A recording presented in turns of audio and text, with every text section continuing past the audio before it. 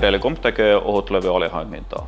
Relicomp palvelee kone- ja laiterakennuksessa, metsäalalla, logistiikassa, kaivosteollisuudessa, puolustusteollisuudessa ja huonekalualalla. Meillä oli edellinen koneseurantajärjestelmä ja sillä tuli ikä täyteen.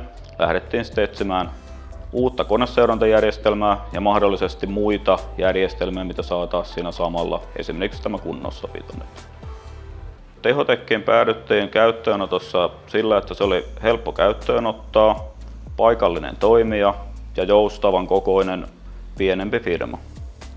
Yhteistyö Tehotekin kanssa tukee Relicompin tavoitteita, koska se lisää tuotannon läpinäkyvyyttä, vahvistaa faktapohjaista päätöksentekoa, mikä edistää jatkuvan kehityksen kulttuuria.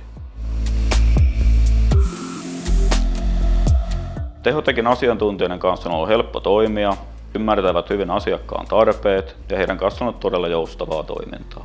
Uusien koneiden käyttöönotto on huomattavasti helpompaa kuin aikaisemmin. Uusia koneita pystytään lisäämään järjestelmään alle päivässä. Vanhassa järjestelmässä se otti yleensä viikkoja. Tehotekin palveluilla haluttiin saavuttaa käyttöasteen seurantaa, mahdollisia raportointeja näihin liittyen ja sitten kunnossapidolle oma järjestelmä, mistä saataisiin tietoa koneiden huolloista. Tehotek on joustava, asiantunteva ja ketterä toimija.